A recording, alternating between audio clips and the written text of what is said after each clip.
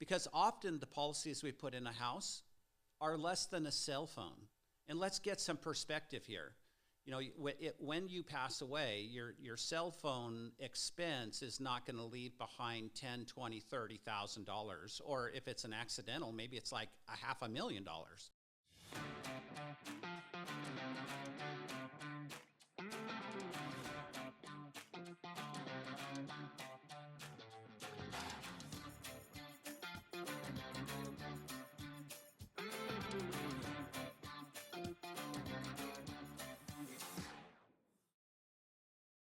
Hi, this is Brad Allan with Family First Life Emerald City, and what I would like to talk to you about today, this is primarily for new agents, but maybe experienced agents can get a refresher.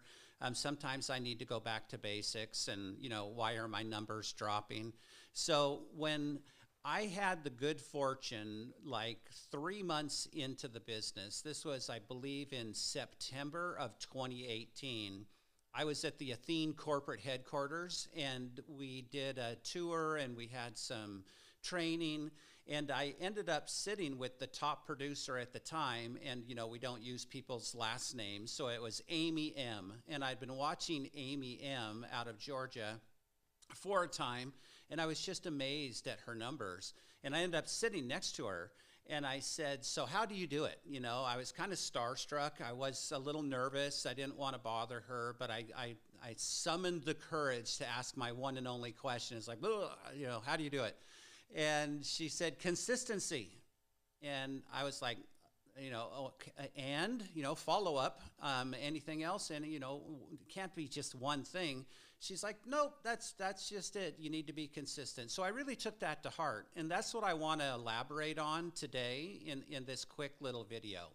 So consistency to me, what that means is that I'm consistent with my investment. I'm consistent with my schedule. So I get up at the same time. I have the same daily routine. I have a consistent positive mindset. I keep my activity consistently at a high level. And then when I'm actually sitting with a prospective client, I am very consistent in the home. So I'm doing in-person predominantly, but it really doesn't matter if you're doing virtual or you're doing in-person.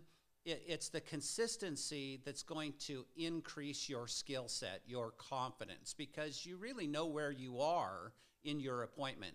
So my appointments are like this. When I get to the door, I knock, they answer. It's like, hi, I'm Brad. I lead, guide, direct to a place where we're conducting business. And I give the prospective client my business card. And I say, here, this is me. I'm Brad. I'm the agency owner. So that distinguishes me from just a regular agent. I'm the actual boss, right? So are you. You own your agency. So you're always looking for ways to differentiate yourself, right? Credentialing, right? You want to credential yourself because people are paying attention. They're wondering, do I trust you? Why should I trust you? Well, so I'm the agency owner. There's my cell phone. There's my email. There's my national producer number. Here are all the things that I do. Today we're talking about, let's say, final expense, whatever. And then here's my website. And here are my office locations, and I turn the card around and I say, these are all the people that I do the shopping for you. Okay, you don't pay me, they do. They're all old and rich. They pay their bills, right? If they're not A-rated by Moody's, Fitch, Standard & Poor's, AM Best, then I don't represent them. I can represent anyone as a broker, and I'm the owner. And I represent, only A-rated companies. So I can find something that's going to work for you today. Anyway, so there's my business card. And then I build a little rapport. Not much, all right? This is my consistent approach when I'm in an appointment. And then I take the lead and I say, all right, well, so this is you, Betty, 72, non-smoker, and you are looking for somewhere between 10 and 20,000. And so let's see what we can do to help you out here. I don't know if they will accept you. That's what we're here to find out. I only need a couple of minutes. And I turn the lead over. And it's just a blank piece of paper, right? So I draw 2 lines. I separate 3 different sections. And on the left-hand side, I write a $. It's like, first, we're going to go over budget. And then in the middle, I draw an I on the left side. It's like, what investments do you have? Maybe you don't even need this. I don't know. So I'm like consistently going through my financial inventory. And as I'm going through my financial inventory, I'm connecting with the people I'm talking to. You know, I'm building more rapport. You don't want to overbuild, but you don't want it to be a transaction. Remember, this is an emotional sale. You want to extract the emotion, like, why are you there? Is this for income protection in the event of death or disability? Is it for legacy, to leave something behind? What's the purpose? Oftentimes you can ask, you know, who's your beneficiary? That could tease that out. But so the top is budget, and I'm very verbose. You know, it's like, what's your household income, your mortgage or rent, your utilities, your car insurance, credit card. You know, how much do you put out for food? I know inflation is really high. Let's make sure we've captured all your bills. How much is your cell phone? Because often the policies we put in a house are less than a cell phone. And let's get some perspective here. You know, when you pass away, your cell phone expense is not going to leave behind $10,000, $20,000, $30,000. Or if it's an accidental, maybe it's like $500,000. There's a chance of a huge death benefit with an accidental death, right? So always putting it in perspective, and then, you know, how much do you, at the end of the day, at the end of the month, have left over? What's your discretionary income?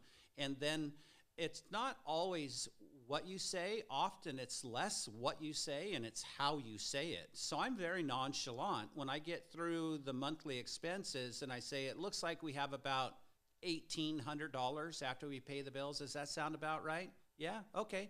So are you a saver? What do we have for liquid cash? I mean, if we just look in the bank any given Tuesday, what do you normally see in there? I'm asking that for two reasons. Number one, I want to know that if we get approved and they pull a premium, that it's not going to bounce and that they're not outside their budget. I've often found non-qualified, you know, post-tax annuity opportunities. When I ask that question, sometimes people will say, why do you need to know? It's like, well, I get in trouble if I don't make a suitable recommendation. I need to know this is affordable, okay? And I need to know that it's sustainable, not that you're going to make one or two payments and then opt out, which you could, but that would be a waste of your time and money. So let's make sure this is something that's affordable. And if they push back too hard or they just don't share that information, I will get up and I will walk out. Because if you don't maintain control in an appointment, you're really kind of rudderless, you're lost. You have to, it may be their home, but it's your appointment.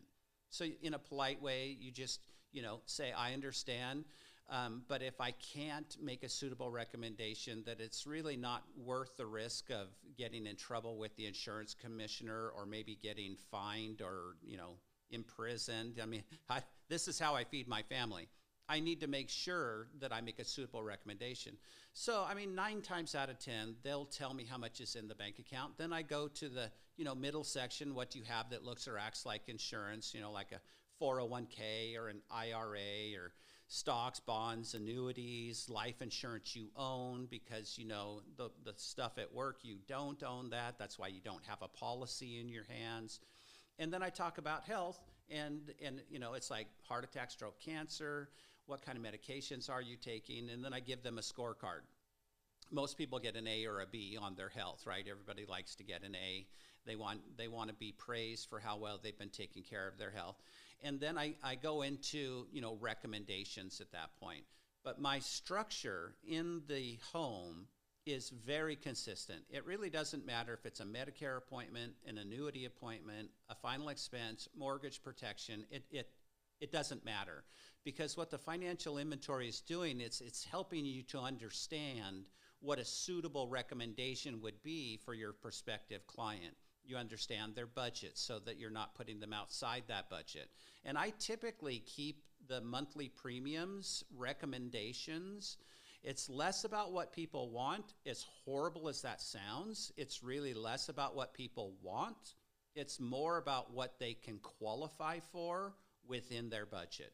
So from a budgetary standpoint, it's like, well, you make $5K, you spend $4K, you've got $1,000 left over, and you've got about $1,000 in the bank. So let's do this. My favorite phrase, let's do this.